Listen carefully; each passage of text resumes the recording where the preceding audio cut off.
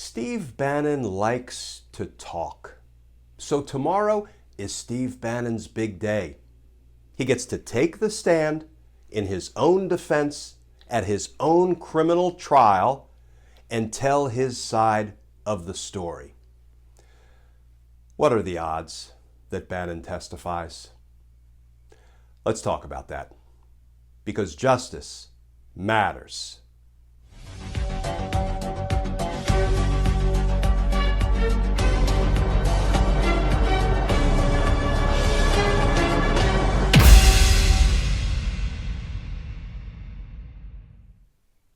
Hey all, Glenn Kirshner here. So I have been sitting in every day of Steve Bannon's criminal contempt of Congress trial, so you don't have to. And I've been trying to do daily updates both here on my Justice Matters channel and also on Twitter over the course of the day. And the government, the prosecutors, rested their case today after calling only 2 witnesses. They only needed 2 witnesses to prove Steve Bannon's guilt beyond a reasonable doubt. And it was a powerful case. It was a really professional, compelling presentation of the evidence. But I want to talk about what happens tomorrow, because I actually think there is one thing that unifies all Americans. I think we can all agree. Steve Bannon loves to run his mouth. He runs his mouth on his podcast. He's been running his mouth every day outside the courthouse at the end of the trial day, trolling everybody and anybody, Benny Thompson, Anthony Fauci, Joe Biden. And he performs on the courthouse steps every day like a stone-cold clown. But I think we can all agree he loves to talk. So tomorrow is his big opportunity, because tomorrow the defense case starts and he will have a chance to take the stand, to tell his story, to rock the mic, as the kids say. Do the kids say rock the mic?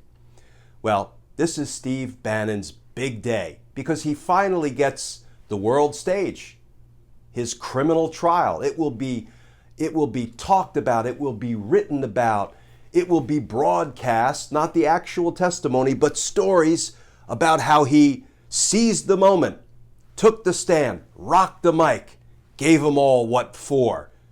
Because, that's what Steve Bannon does. He's a big, brave podcaster.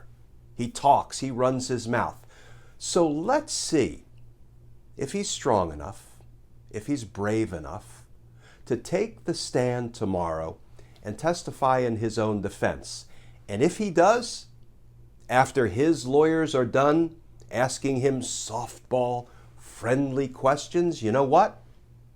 He will be cross-examined by a terrific prosecutor, an assistant United States attorney by the name of Amanda Vaughn.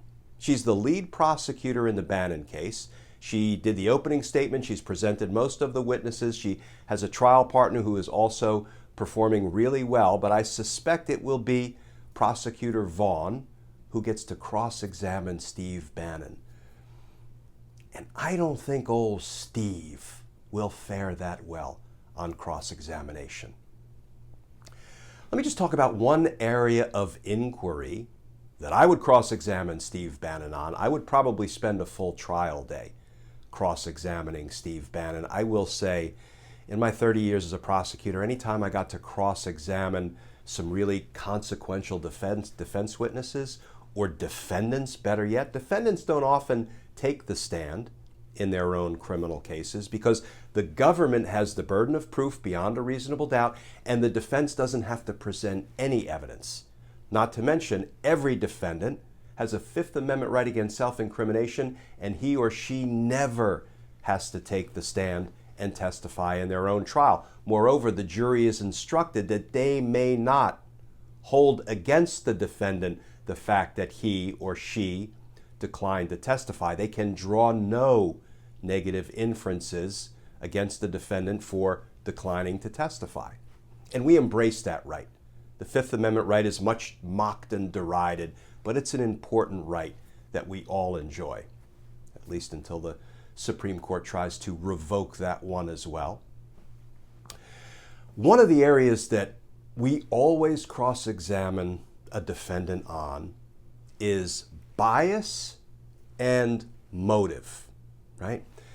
And the law says generally, especially when it comes to bias, the attorneys have wide latitude to cross-examine witnesses on issues of bias. What kind of prejudices, biases, what kind of favoritism or antipathy they might have toward anybody that could impact their testimony, the truthfulness, the accuracy, the quality of their testimony. Bias and also motive when it comes to why Steve Bannon decided to commit the crime of contempt of Congress. What motivated him?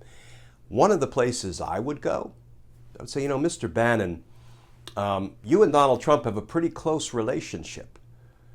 In fact, you were indicted for federal felony crimes for stealing from Donald Trump's base, for defrauding Donald Trump's supporters out of their money by coming up with this bogus We Build the Wall foundation. You were kind of on the freeway to prison, and then Donald Trump pardoned you, didn't he? Saved your hide, kept you a free man. So Donald Trump was the last person in the world you were going to testify about or against when the J6 committee served you with that subpoena so you could testify about what you knew about Donald Trump's conduct, his misconduct, his crimes. You were never gonna snitch on the man who pardoned you and kept you out of prison.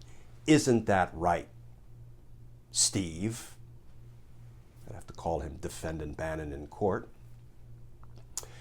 So that would be pretty powerful evidence of Steve Bannon's bias in favor of Donald Trump, which helps explain why he was willing to not only defy a congressional subpoena that would have forced him to testify about Trump's possible crimes, but he was willing to suffer a criminal charge himself, contempt of Congress, in his determination to hide, to bury, to conceal, to cover up the crimes of Donald Trump.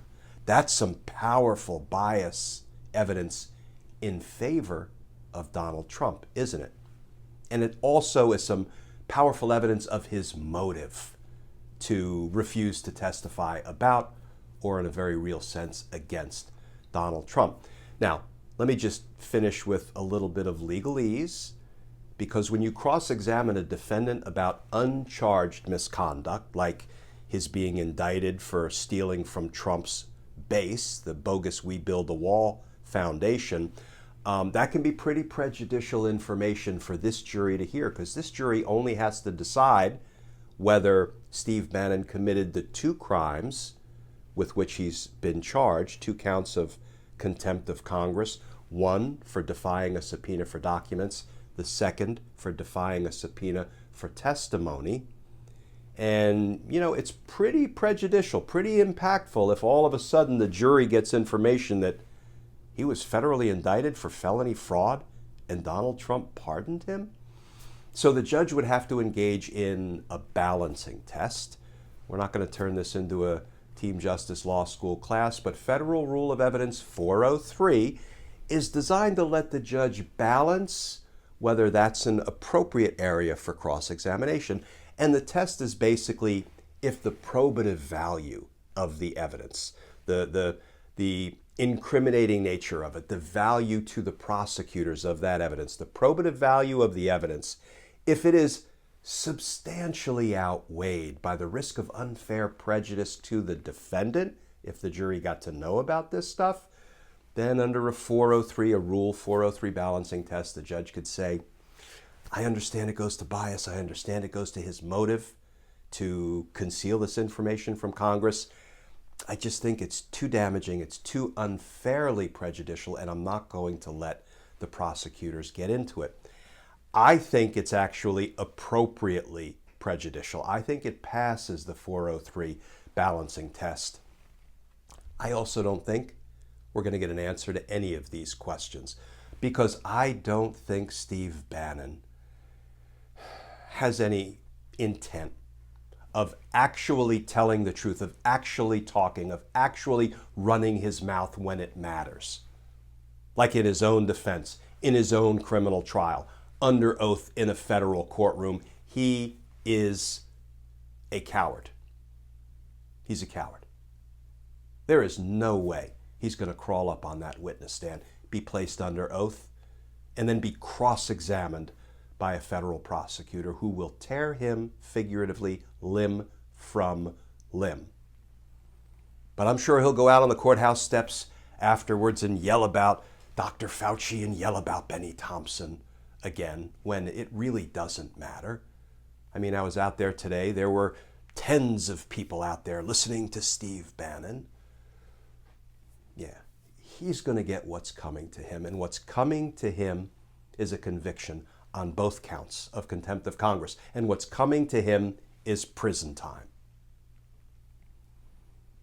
Because justice matters.